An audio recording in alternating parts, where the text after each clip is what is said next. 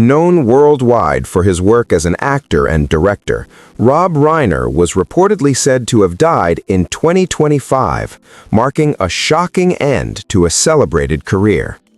This video explores the version of events surrounding his life and legacy. According to accounts, Rob Reiner and his wife were killed inside their own home by someone close to them. For decades, Rob built stories centered on love, family, and connection, even as his private life grew unstable. Behind closed doors, tensions were rising. His son Nick's widely known battle with addiction had already pushed the family to its limits. Still, nothing foreshadowed the intense confrontation that occurred the night before the deaths or the consequences that followed. Investigators later revisited remarks Nick had previously made about his father. Those comments would come to feel like overlooked warning signs. The final night of Rob and Michelle Reiner's lives was said to be December 13, 2025. Earlier that evening, they attended a Christmas gathering hosted by Conan O'Brien, a familiar and seemingly safe social circle. Although the event was meant to be relaxed, witnesses noticed immediate tension. Guests later reported a loud and public argument between Rob and Nick that drew attention across the room. Raised voices and visible strain made it impossible to ignore. Several people recalled feeling unsettled by Nick's behavior. According to attendees, Nick stood out in a way that stayed with them. One guest later said his presence disturbed everyone around him. Rob chose not to avoid the situation, instead confronting it directly. Michelle stayed close beside him, the two moving together throughout the incident. Not long afterward, Rob and Michelle left the party together. Their exit appeared deliberate, as though they were trying to contain the situation privately. Later that night, Rob spoke by phone with Eric Idle about future projects, including Spinal Tap 2. The conversation reportedly showed no signs of distress. Earlier conversations, however, suggested deeper concern.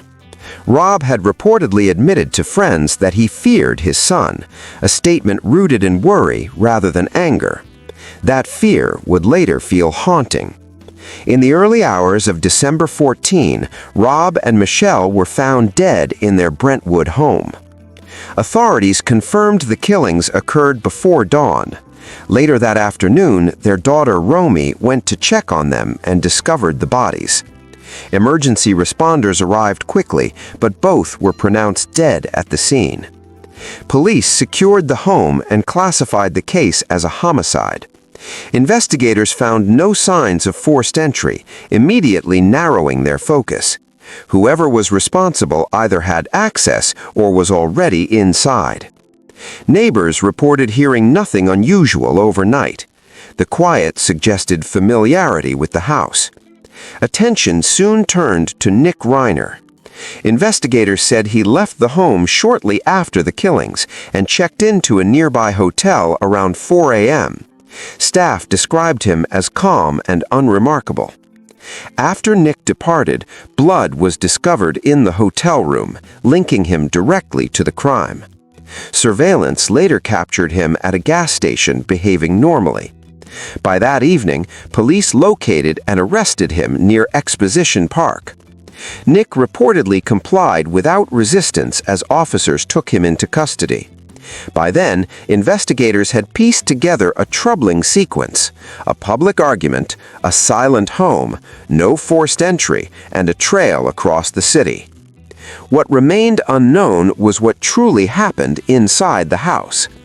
That answer would come through forensic analysis, and once investigators examined the scene, the evidence would reshape how the case was understood. The question of when and how Rob and Michelle Reiner died was addressed through forensic timing rather than video evidence. With no cameras inside the home and no exact moment tied to the attack, investigators depended on physical signs observed during the autopsy.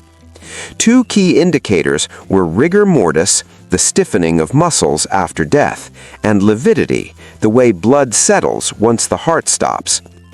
Together, these signs allowed examiners to estimate the time of death. Based on these findings, the medical examiner determined that both Rob and Michelle likely died in the early morning, approximately 12 hours before they were discovered. This estimate matched investigators' belief that the attack occurred during quiet overnight hours when neighbors were asleep. Attention then shifted to the nature of the injuries themselves. Both victims sustained multiple sharp force wounds, a term used to describe injuries caused by objects such as knives.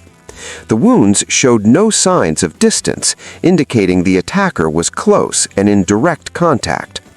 What stood out was not just the type of injuries, but how many there were. The number of wounds suggested the violence continued over time, rather than ending with a single act. From a forensic perspective, repeated injuries point to sustained action rather than a brief impulse. While investigators avoid emotional interpretations, legally this pattern supports intent. Based on these conclusions, Nick Reiner was charged with 2 counts of first-degree murder, one for each parent. Prosecutors also added special circumstances because the case involved multiple victims, elevating it to the highest level under California law. With special circumstances attached, the potential penalties became the most severe available, including life without parole or the death penalty. The district attorney emphasized that this represented the strongest charge their office could file, signaling confidence in the evidence. Investigators had established a clear timeline, cause of death, close-range sustained violence, and no signs of forced entry. These findings soon moved into the courtroom. Nick Reiner's first court appearance marked a new phase in the case. On December 17, 2025, he was brought into a Los Angeles courtroom for the first time since his arrest, officially placing the case into the judicial system. The hearing was tightly restricted. Cameras were banned, no live footage was allowed, and only select reporters were admitted. Nick entered under escort and sat at the defense table wearing a standard custody-issued smock, which went unaddressed by the court. Proceedings continued without comment on his appearance. The judge read the charges aloud, 2 counts of first-degree murder. Nick spoke only once, briefly confirming that he understood his rights. He did not enter a plea, ask questions, or make any statement. At his attorney's request, the arraignment was postponed, and a new date of January 7, 2026 was set without objection from prosecutors. Observers then noted the presence of Nick's defense attorney, Alan Jackson, a high-profile lawyer known for handling major, long-running cases under intense media scrutiny. His involvement signaled that the defense anticipated a lengthy and complex legal battle rather than a quick resolution. After the hearing ended, Nick was escorted out silently. Neither the prosecution nor the defense addressed the press. While the courtroom emptied quickly, public discussion intensified outside, shifting focus to how such an extensive and costly defense would be financed, given the scale and seriousness of the charges ahead.